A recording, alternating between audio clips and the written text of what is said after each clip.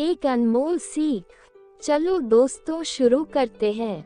एक शाम राजा अकबर अपने प्रिय बीरबल के साथ अपने शाही बगीचे की सैर के लिए निकले। वह बगीचा बहुत ही शानदार था। चारों ओर हरियाली ही हरियाली थी और फूलों की भीनी भीनी खुशबू वातावरण को और भी खूबसूरत बना रही थी। ऐसे में राजा को जाने क्या सूझा कि उन्होंने बीरबल से कहा, बीरबल, हमारा मन है कि इस हरे भरे बगीचे में हम हरे घोड़े में बैठकर घूमें।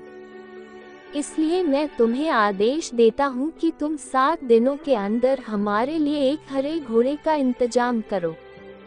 वहीं अगर तुम इस आदेश को पूरा करने में असफल रहते हो तो तुम कभी भी मुझे अपनी शक्ल न दिखाना। इस बात से राजा व बीरबल दोनों वाकिफ थे कि आज तक दुनिया में हरे रंग का घोड़ा नहीं हुआ है। फिर भी राजा चाहते थे कि बीरबल किसी बात में अपनी हार स्वीकार करें। इसी कारण उन्होंने बीरबल को ऐसा आदेश दिया। मगर बीरबल भी बहुत चालाक थे। वो भली भांति जानते थे कि राजा उनसे क्या चाहते हैं। इसलिए वो भी घोड़ा ढूंढने का बहाना बनाकर 7 दिनों तक इधर उधर घूमते रहे। 8वें दिन बीरबल दरबार में राजा के सामने पहुंचे और बोले, महाराज, आपकी आज्ञा के अनुसार मैंने आपके लिए हरे घोड़े का इंतजाम कर लिया है, मगर उसके मालिक की 2 शर्तें हैं। राजा ने उत्सुकता से दोनों शर्तों के बारे में पूछा। तब बीरबल ने जवाब दिया, पहली शर्त यह है कि उस हरे घोड़े को लाने के लिए आपको स्वयं जाना होगा। राजा इस शर्त के लिए तैयार हो गए।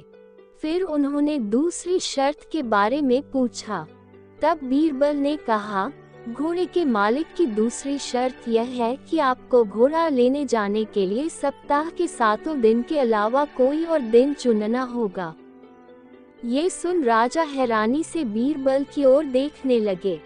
तब बीरबल ने बड़ी सहजता से जवाब दिया, महाराज, घोड़े का मालिक कहता है कि हरे रंग के खास घोड़े को लाने के लिए उसकी यह खास शर्तें तो माननी ही होंगी। राजा अकबर बीरबल की यह चतुराई भरी बात सुनकर खुश हो गए और मान गए कि बीरबल से उसकी हार मनवाना वाकई में बहुत मुश्किल काम है।